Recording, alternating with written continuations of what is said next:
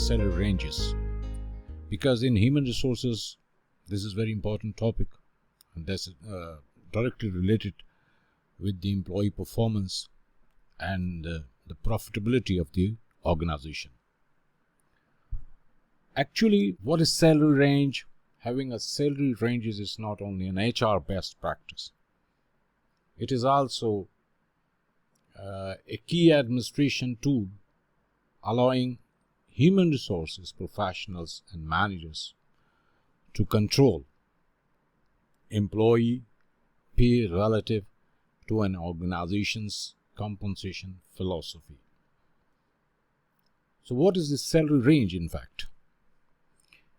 A salary range represents the minimum, midpoint, and maximum rates that a business is willing to pay employees performing a job.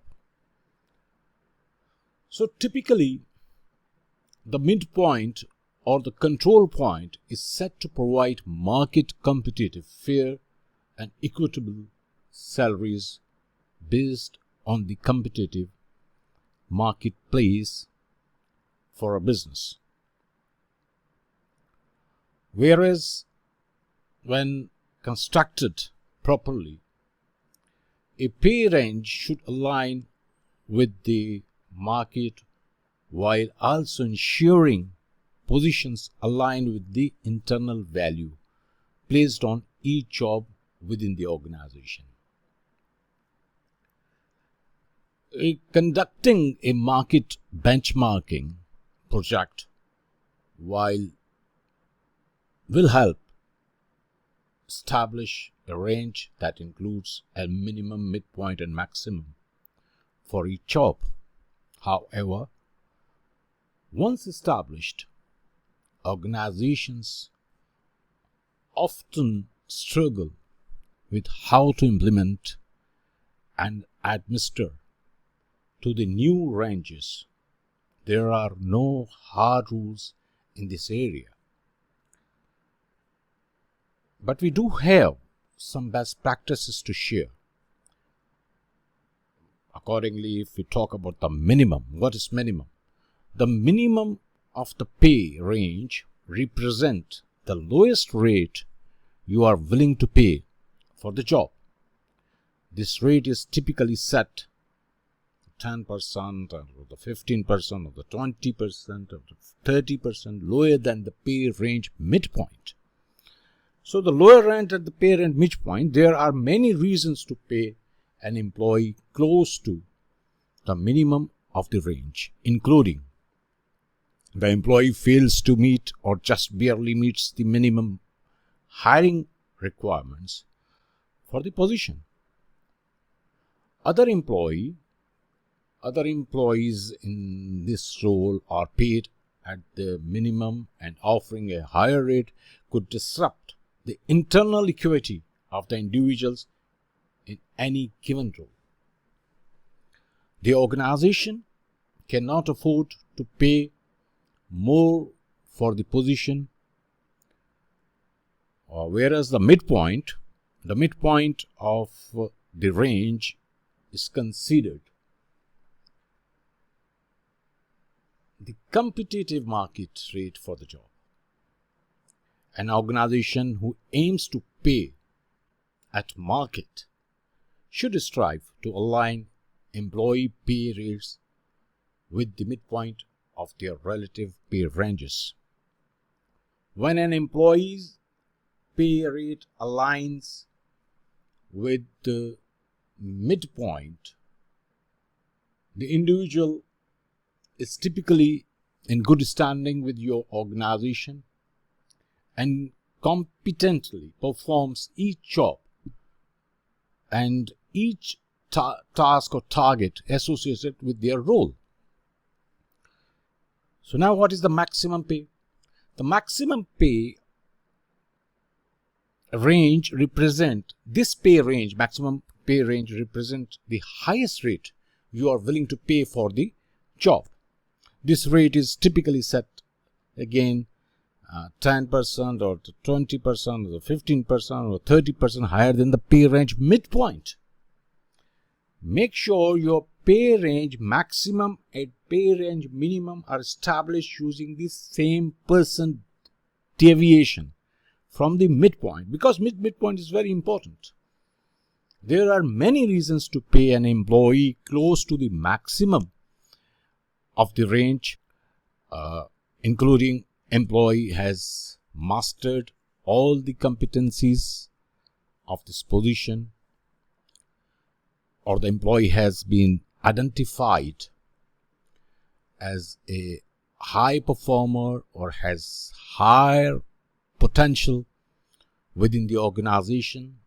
The employee has long service and a tenure with the organization, because based on seniority.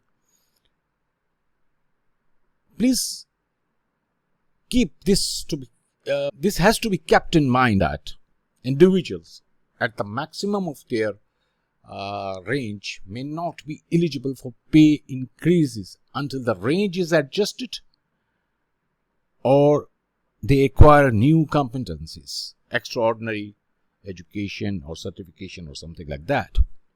While there is no one size fits all when it comes to the administering pay ranges, an understanding of what each part of the range represent is helpful when making individual pay decisions. Calculating salary ranges is important for employers and employees. Employees who interviewing for new jobs should have a general salary range in mind. So when the topic comes up, they have a range to discuss. Employers should also understand typical salary ranges so they can offer employees fair salaries. Current employees should also determine salary ranges for their job title from time to time to ensure they are not underpaid. If you are going to create pay grades for your organization, it is important that you choose the right number of pay and the right number of the pay grades. You'll want to select a number of grades that allows you to appropriately distinguish between the different categories, the different difficulty levels of the jobs. However, you will not want to have so many that the distinction between the pay grades is too insignificant. Unfortunately, there is no magic answer, and it is going to depend on how many employees and position you have within your organization. More than 25 pay grades may be difficult to administer, and fewer than 5 will create very broad bands. So pay grade has to be within an optimum level. So how to determine your midpoint? Because midpoint is very important, as I said earlier. So no matter if you are adopting a straight market pay policy where you create pay ranges for each position, or a system that has pay grades, the next step will be to decide on the market data that you want to target. This is going to vary from organization to organization, function, and even job to job. So choosing your target is about understanding how competitive your organization wants to be. This is very important. Lead the market, meet the market, or lag the market. Lead the market, meet the market, or lag the market. Your company's organization profile. Are you a small startup, or a growing company, or a large established entity? The value of your overall rewards package which includes other forms of financial compensation and non-financial rewards. So let's say that your organization is deciding to target the 50th percentile of the market data because you want to lead the market in order to attract top tier talent.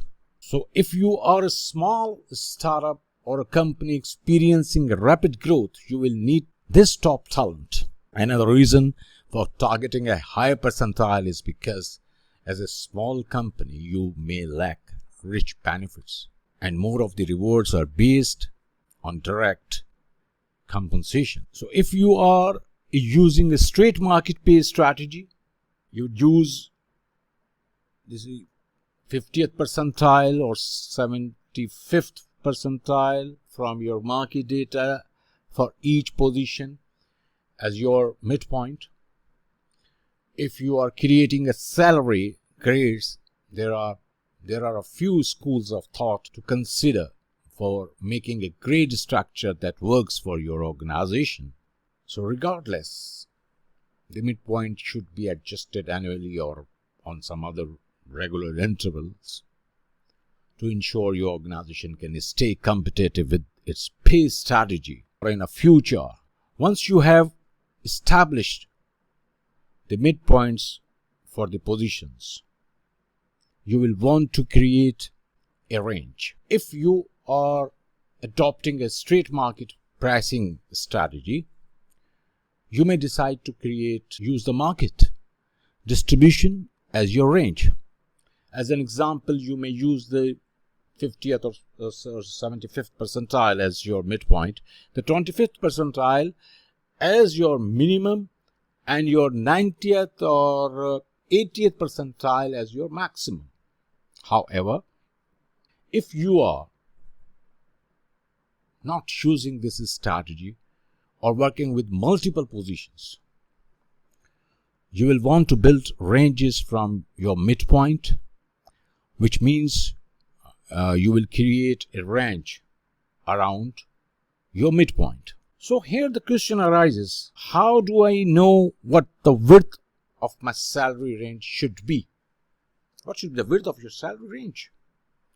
So like most things in compensation, there is no hard and fast rule on salary ranges width, that how much to expend. You will want to do what is best based on the goals for compensation within your organization. Generally, the wider the range, the more opportunity there is for employees to move up in salary. You may want a wider salary range if your organization has employees within a lot of longevity, or you want to encourage employees to stay in their positions.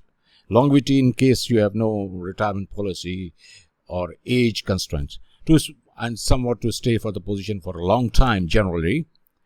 You will want to consider having wider ranges for higher levels position, where the expectation is that employees will have more longevity, or you want to encourage longevity, relationship with the organization, or differentiations of the skills and performance. So here comes the another concept, which is called the broad banding. What is that? Broad banding, basically the practice in which the number of grades in a pay scale structure is reduced and the differentials between one grade and the next is increased. Broad banding is set to decrease intra-firm rivalry in employees and to increase inter-firm or cross-departmental flexibility.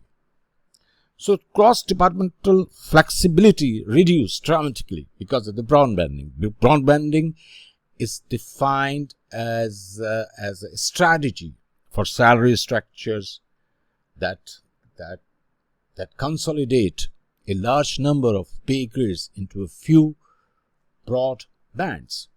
In a broadband pay structure, the number of salary grades are consolidated into fewer, but broader pay ranges and broad banding the spread of the pay ranges is wider and there is a less overlap with other pay ranges. So broadbanding evolved because organizations want to flatten their hierarchies and move decision making closer to the point where necessity and knowledge exist in organization. In flattened organization, fewer promotional opportunities exist. So the broadbanding structure allows more latitude for pay increases and career growth without promotion. Most organizations, I personally believe that most organizations end up with pay plans that slot jobs into classes or grades, each with its own vertical pay rates. That vertical pay rate range, for example, our government of Pakistan's pay plan consists of 22 main grades from BPS 1 to BPS grade 18 or grade 22 till 22, each with its own pay range. For an employee whose job falls in one of these grades, the pay range for their grade dictates his or her minimum and maximum salary. One grade salary this, and the 17 grade this, and the 22 grade this. So broadband pay structure encourage the development of broad employee skills because non-managerial jobs are appropriately valued and skill development is rewarded. Additionally, a broadband pay structure is not as sensitive to changing market pricing conditions, so they cost less to administer and manage over time. So basically, this talk for my next video, which will be consisting on how to develop salary ranges, how to make them, and what is the compa ratio. So we'll discuss the comparative ratio and development of salary grades and ranges, which we'll do practically in Microsoft Excel for the easy learning of it. Thank you very much for your time.